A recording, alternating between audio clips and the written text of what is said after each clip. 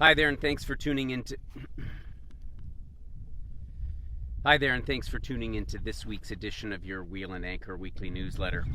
Well, over the past week, I've been browsing through the headlines of media from back at home and around the world, and I was asking myself the question, why is travel important? I mean, in these times of a pandemic where travel isn't really an option for most of us anyway, and the underlying issues that have seemed to have fallen away from those headlines about climate change, which of course are all exacerbated by the degree to which we travel around the world, air travel in particular. And I was thinking, is it really that important that we travel?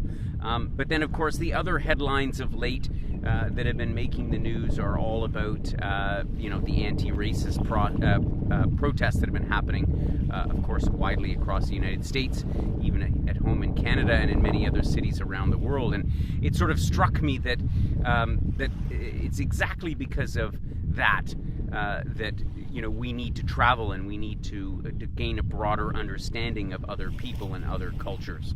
I then happened upon this great quote from Mark Twain: "Travel is fatal to prejudice, bigotry, and narrow-mindedness, and many of our people need it sorely on these accounts. Broad, wholesome, charitable views of mankind cannot be acquired by vegetating in one's own little corner of the earth." And I thought it was a great quote, as racism and bigotry have once again pushed their way to the top of our headlines. And for me, it's kind of the answer to the question of why travel is important.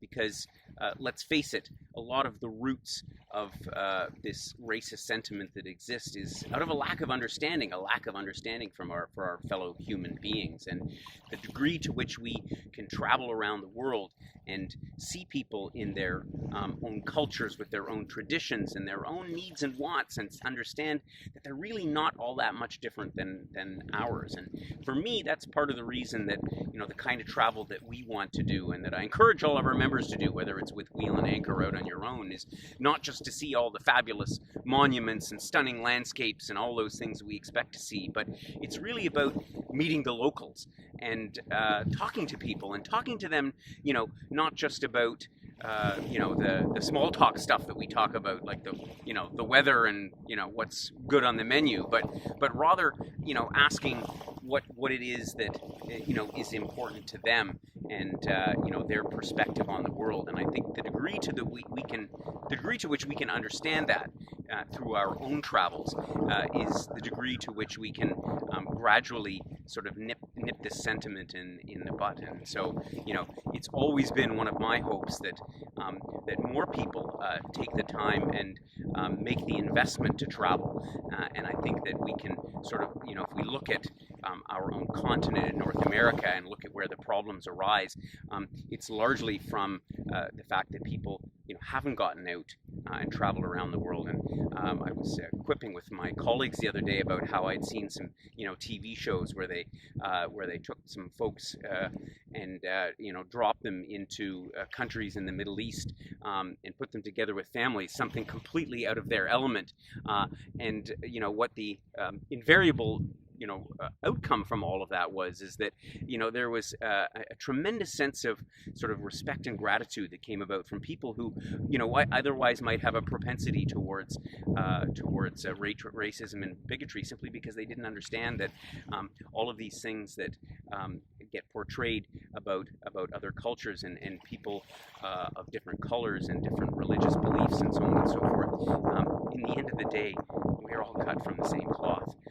So for me, there's no question that travel is really important, and for more than the reasons that we most often just book a trip.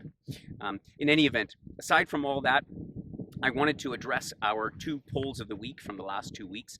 Our first poll from 2 weeks ago was, would you go cruising again? And I think it's quite a question in the wake of the coronavirus pandemic, and particularly the effect that it had on cruise ships. And interestingly, roughly a third of our members said yes, they would definitely go and cruise again, while another third said not a chance until a vaccine is available. and still 1/3 of people, almost 34%, said no, that cruising wasn't for them. So I think that was, quite an interesting perspective, that still 2/3 of our members will join a cruise again at some point in the future. The question that we had last week, a little bit more of a simple and kind of a funny one, but one that I think is curious for a lot of people, which is, of course, window or aisle.